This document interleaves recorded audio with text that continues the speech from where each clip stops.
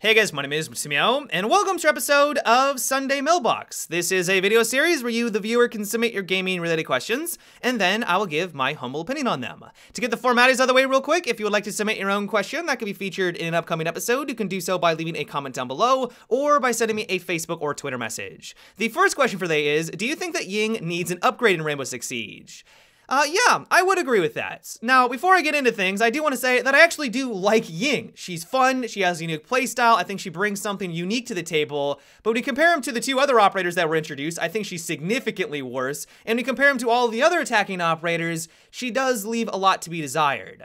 Now, I think one of the biggest things that holds her back is basically everything. Her light machine gun, for example, doesn't hit very hard. It has a very slow rounds per minute, so its DPS is very low, and you would think that would be able to compensate in maybe a laser beam-like accuracy, but it doesn't. It also has an insane amount of recoil as well. Now, the one redeeming quality of her is that she does have a lot of ammo, so she can provide suppressive fire, but if you're in a firefight, that doesn't really mean a whole lot in most situations. The thing that's going to mean the difference is how much damage output you have, or if you have a very manageable recoil so you can line up consistent headshots, and that's just something that her LMG doesn't have whatsoever. Then when you move on over to her shotgun, while it's okay, it's decent, it's nowhere near, in my opinion, as good as all of the other shotguns in the game. And so just from the weapon standpoint, she feels a bit weak. Now, admittedly, all of this wouldn't be that bad if her Candela charges were amazing.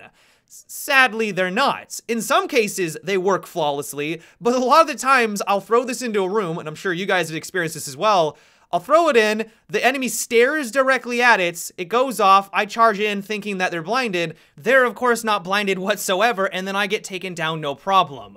When I'm on the receiving end of a Candela charge, I get really excited because I know that after that thing goes off, there's gonna be a Ying that rounds the corner really quickly, and I'm basically gonna get a free kill against them. And so what I would like to see is to give her some really small, subtle upgrades. I'm not saying that her weapons need to be amazing, because admittedly, if they were awesome, that would probably make her a bit too powerful. Even if her gadget is inconsistent and doesn't seem to flash the enemy half the time, when it does, if she's able to charge on in with a powerhouse weapon and just take everyone down because it's incredibly accurate, it deals a lot of damage, I could see why Ubisoft would be afraid of doing that. But on the other hand, does she need that insane amount of recoil? It doesn't have a lot of damage output. Why does it have less damage, more recoil than someone like Thermite's weapon, for example? If that's not the direction that they want to take, and they think that her weapons are in a good place right now, they don't want to give that any loving, well then I would love if they just made her gadget more reliable. Maybe fling the Candela charges when they start to detonate all over the place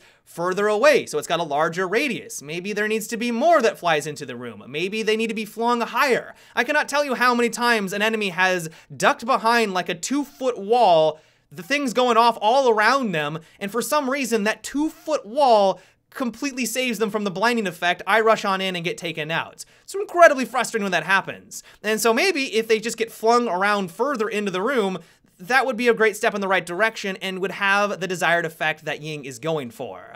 Now, I will admit that one of the things that probably is holding her back right now is the current meta, and that is the fact that Lesion and Ela are constantly picked on defense. For an operator that's all about charging into the objective room or charging into a room, the meta right now doesn't really favor that. Yeah, it's nice that the entire enemy team is blinded, I rush on in, but then I get disoriented by Ela's gadget. That happens constantly, and so really the only way that I'm able to pull off some of these maneuvers is to really work with my teammates. Now, that isn't necessarily a downside, but if your teammates are off on the map or they're not doing anything, let's say Thatcher gets taken out really early, you're pretty much out of luck. On top of that, Jaeger, while he's not picked as often because of the nerf to his ACOG, he doesn't have ACOGs anymore, he's still constantly picked because he is a really good operator. His gadget also completely counters her as well. And so maybe we're just jumping the gun here and she doesn't need an upgrade and we just need to wait a couple of weeks. Everyone right now is playing the new operators. I don't blame them. They're the shiny new toy. They're really exciting to use. But maybe in a couple of weeks, people will start to gravitate back to the other operators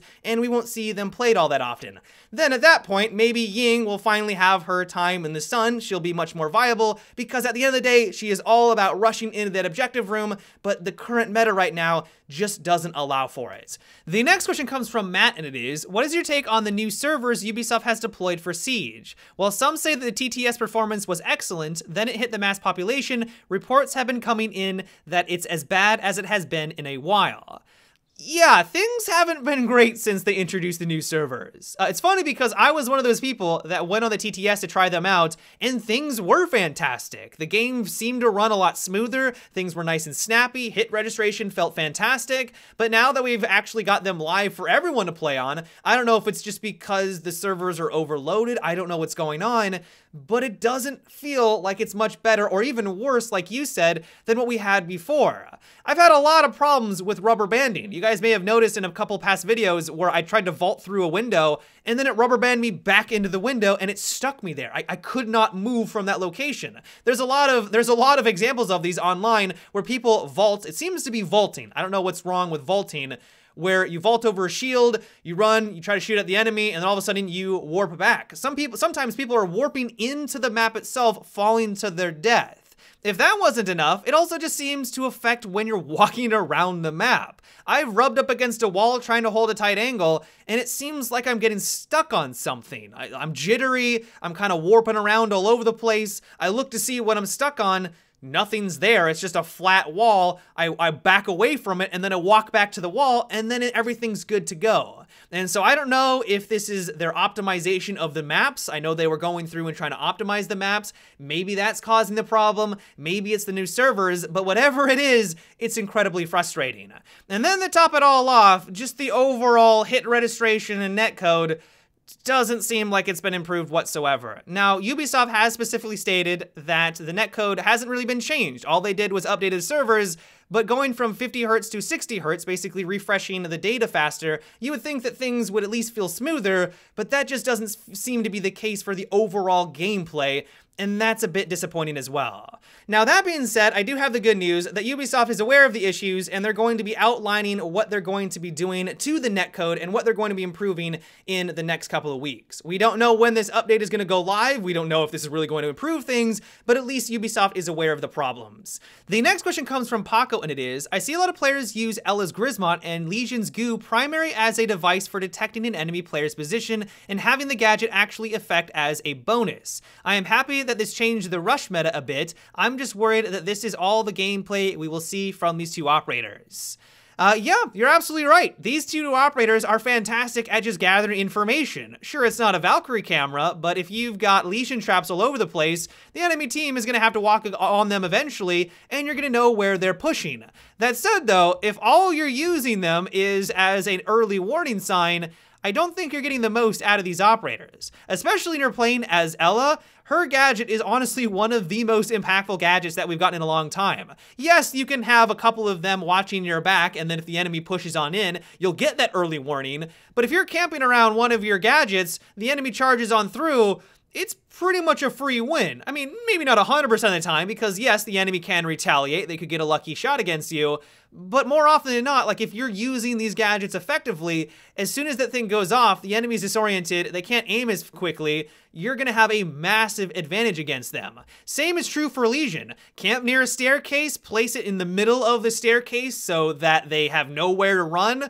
The enemy steps on it, you round the corner, they have nowhere to go, you know exactly where they are, and you can take them down no problem. These operators are phenomenal, not just because of the information that they give, but also because it allows them to get really easy kills. And so no, I don't share your same fear that they're only going to be used as a perimeter defense. I mean, that is going to be one aspect of them, but that is only one aspect. If you want to get the full experience, if you want to take advantage of everything that they have to offer, they have a lot more going for them. The next question is, do you think that Thatcher should be able to cook his EMP nades like a regular nade? It would make it a lot easier to hit the side of a building from the ground instead of rappelling up and throwing the EMP on the roof of the building to get rid of the gadgets. That is not a bad idea, and honestly would be a great quality of life improvement to Thatcher. Yeah, there might be some adjustment period where people need to realize that this is a thing, but once people understand that this is the way that his nade works, this could be a great improvement. Yes, as you mentioned, you can go onto the roof to take care of those gadgets, but sometimes you don't have the time or you don't want to take the time to go up there, and it would just be nice to be able to have that control in your hands. Either just rappel outside of the window, you know that there's a bunch of gadgets, especially now with Talon Legion, cook the grenade and wait for it to go off in your hands, and then you're good to go. Maybe a teammate calls out, hey, this window over here has a lot of gadgets, they're playing as IQ, they make the call out, you cook it, you've been playing Thatcher forever, you know when it's going to detonate, and you have that precision and control. It's not game-changing, it's not going to revolutionize the way that we play Thatcher, but this just seems like a nice subtle improvement that would give him a bit more options. And so, yep, I'm on board. There isn't a whole lot to say. I think that this is a great idea. But yeah, guys, that is about it for today's episode of Sunday Mailbox. I hope you enjoyed. Let me know what you thought about what we discussed today. Do you agree that Ying could use a bit of an upgrade? Do you completely disagree and think she's in a good place right now? Let me know down below in the comment section. As always, if you would like to submit your own question for an upcoming episode, you can also leave a comment down below or by sending me a Facebook or Twitter message.